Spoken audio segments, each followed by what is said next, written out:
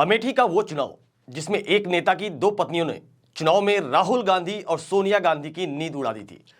साल 2017 में अमेठी का चुनाव एक तरह से पारिवारिक लड़ाई भी बन गया था। बीजेपी उम्मीदवार गरिमा सिंह ने साफ साफ कह दिया था कि वह जनता से अपने लिए इंसाफ मांगने के लिए अमेठी के चुनावी मैदान में उतरी हैं। साल 2017 में अमेठी से समाजवादी पार्टी सरकार के विवादास्पद मंत्री गायत्री प्रजापति और डॉक्टर संजय सिंह की दो पत्नियां मैदान में थीं। दूसरी पत्नी अमिता सिंह कांग्रेस के टिकट पर मैदान में थीं। पहली पत्नी गरिमा सिंह बीजेपी की उम्मीदवार थीं और एक तरफ दूसरी पत्नी अमिता सिंह थीं। तो क्यों संजय सिंह अपनी पहली पत्नी को हराना चाहते थे और कौन थी ये दूसरी पत्नी अमिता सिंह? आइए आज के सियासी वृत्तांत में जानते हैं अमेठी के नेता रहे संजय सिंह और अमिता सिंह के शादी की वजह। नमस्कार, मैं आनंद मिश्रा और आप देख रहे हैं न्यूज़ीफाई। कहते हैं कि अगर एक बार इश्क हो जाए तो प्यार और जंग में सब कुछ जायज होता है। जी हां, जहां ऐसी ही कुछ कहानी है अमेठी राजघराने के वारिस और कांग्रेस के पूर्व राज्यसभा सांसद संजय सिंह, जो भारतीय जनता पार्टी में शामिल हो गए। कभी वह नेहरू गांधी परिवार के बहुत ही करीबी माने जाते थे। एक वक्त वो भी था कि वह पूर्व प्रधानमंत्री राजीव गांधी के बहुत अच्छे दोस्त हुआ करते थे। लेकिन संजय सिंह बैडमिंटन खिलाड़ी सैयद मोदी मर्डर केस और राजघराने की विरासत को लेकर हुई जंग की वजह से भी खूब विवादों में रहे। बात 28 जुलाई 1988 की है। लखनऊ के केडी सिंह बाबू स्टेडियम के बाहर मशहूर बैडमिंटन खिलाड़ी सैयद मोदी की गोली मारकर हत्या कर दी गई थी। इस वारदात के वक्त सैयद मोदी प्रैक्टिस करके निकल ही रहे थे कि कुछ अज्ञात बदमाशों ने गोली मारकर उनकी हत्या कर दी। आखिर क्यों हुई उनकी हत्या और इसके पीछे संजय सिंह का नाम क्यों आया, हर कोई यही जानना चाहता था। आखिर किसके इशारे पर इस हत्याकांड को अंजाम दिया गया था? शुरुआती जांच के बाद मामले को सीबीआई को सौंप दिया गया। इसके बाद पहली बार अमेठी के राजघराने से ताल्लुक रखने वाले और तत्कालीन जन मोर्चा के नेता संजय सिंह का नाम इसमें प्रमुख रूप से आया और इस हाई प्रोफाइल मर्डर की जांच सीबीआई को सौंपने के बाद सीबीआई ने अपनी चार्जशीट में, जिसमें कुल 7 लोगों को आरोपी बनाया गया था। आरोपियों में संजय सिंह, अमिता मोदी, जितेंद्र सिंह, भगवती सिंह, अखिलेश सिंह, अमर बहादुर सिंह और बलई सिंह शामिल थे।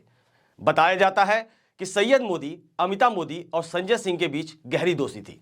इसी दोस्ती की वजह से संजय सिंह और सैयद मोदी का परिवार एक दूसरे के बेहद करीब आ गया था और अमिता मोदी, जो कि सैयद मोदी की पत्नी थी, लेकिन उनका मोदी के साथ मनमुटाव और संजय सिंह की तरफ झुकाव शायद मोदी और अमिता मोदी के बीच पारिवारिक कलह को माना जाता है। सीबीआई ने अमिता मोदी को हिरासत में लेकर जब उनसे कड़ी पूछताछ की तो जांच के दौरान सीबीआई ने अमिता मोदी की डायरी भी जब्त की, जिसमें संजय सिंह से उनके नजदीकी संबंधों का जिक्र था। बात यहीं खत्म नहीं हुई।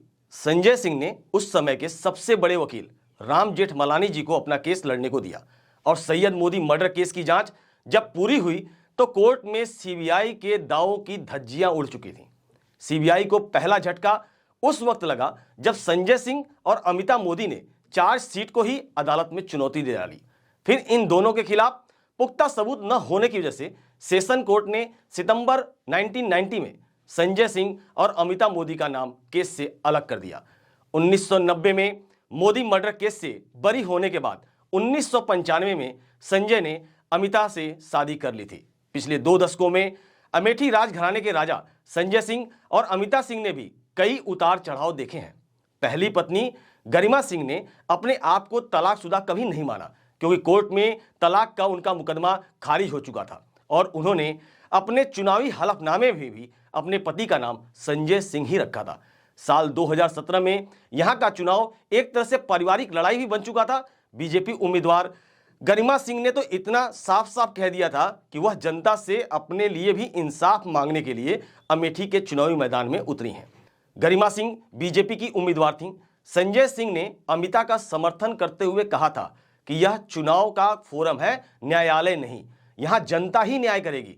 रानी अमिता सिंह ही बेस्ट कैंडिडेट हैं। अमिता सिंह ने कहा था कि वह गरिमा सिंह को चुनौती नहीं मानती। साथ ही उन्होंने पारिवारिक मसले को चुनाव में लाकर भावनात्मक रूप से भुनाने के लिए भी बीजेपी पर हमला बोला था। चुनाव में अमेठी की जनता ने अपनी पहली रानी का साथ भरपूर दिया और गरिमा सिंह भारी मतों से यह चुनाव जीत गई थी। तो कैसा लगा हमारा आज का सियासी वृत्तांत? कमेंट बॉक्स में जाकर जरूर बताएं और भी नई सियासी कहानियों को जानने के लिए हमारे चैनल को सब्सक्राइब करना ना भूलें। और अगर आप ये खबर हमारे फेसबुक पेज पर देख रहे हैं तो कृपया करके इसको लाइक करते चलें, ताकि जब भी हम कोई नई वीडियो लेकर आएं तो आपको सबसे पहले पता चल जाया करे।